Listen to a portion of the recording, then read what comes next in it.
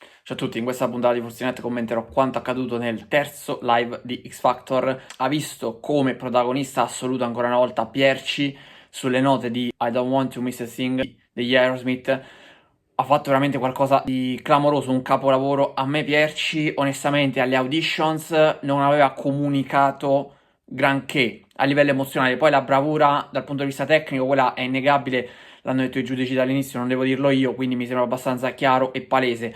Però mancava un po', secondo me, qualcosa a livello emotivo ed emozionale. Forse, magari, essendo delle audition, essendo registrate, io personalmente non sono riuscito a carpire quell'emozione che invece è arrivata a Francesco Gabbani, dato che lui comunque ha pianto dall'inizio alla fine, cioè praticamente per questa esibizione di Pierci ha pianto e si è commosso, ma non solo lui, si sono commossi anche altri giudici, mi sembra anche Paola, se non sbaglio, alle auditions. Quindi loro probabilmente quell'emozione dal vivo l'hanno colta, mentre da casa io non sono riuscito a coglierla, ma dai live per me ha fatto qualcosa di molto molto più intenso, cioè quell'intensità, quell'emozione è stata trasmessa o quantomeno l'ho recepita io, ho iniziato a recepirla io.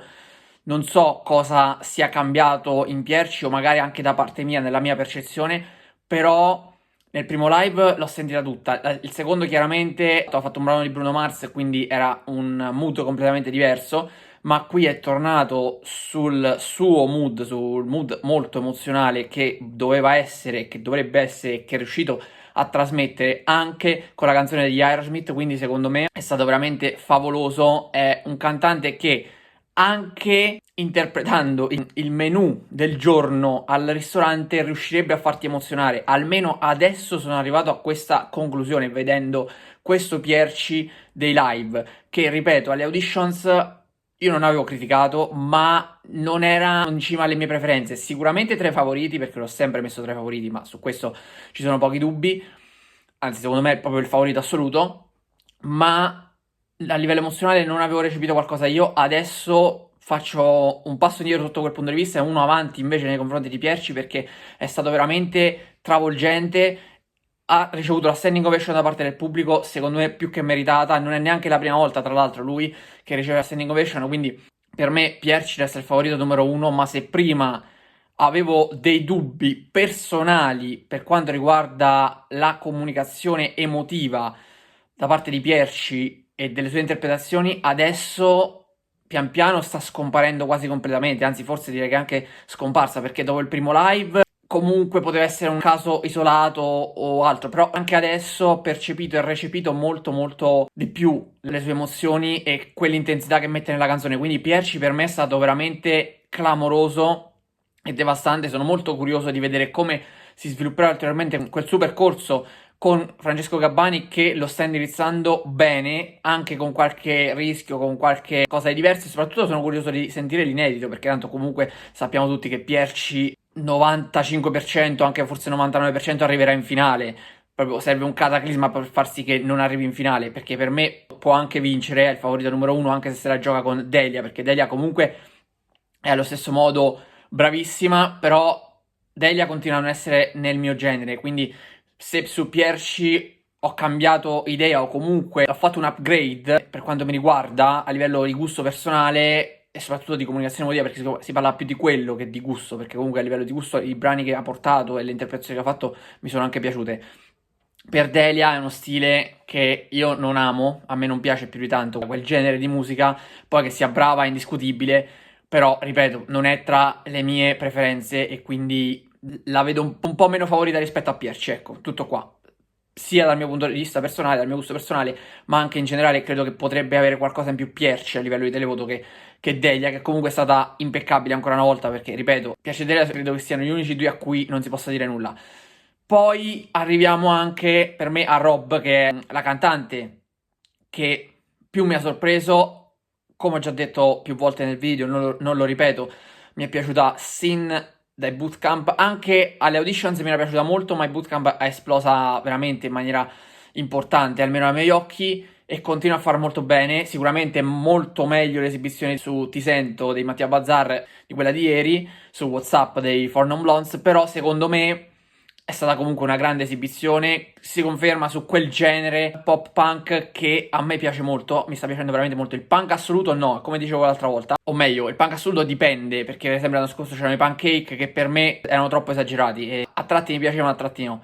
Rob con un pop punk mi sta veramente conquistando, anzi mi ha conquistato, e quindi devo dire che spero onestamente che arrivi in finale, che la meriterebbe la finale, anche se è molto molto complicato perché il livello è altissimo, è tutto molto complicato perché c'è anche Ero Caddeo che questa volta forse sulla canzone dei Pooh, Uomini Soli, non è stato così emozionante. Ecco, ha avuto un po' il problema che ha avuto Pierce all'inizio, almeno ai miei occhi. Tomasi con Don't Look Back in Anger di Oasis è andato discretamente, ma forse il fatto di far risuonare la chitarra l'ha penalizzato, e anche il look secondo me è stato un po' troppo simile agli Oasis, a Noel Gallagher, forse sembrava quasi un po' un'imitazione, non a livello vocale ma a livello estetico sì.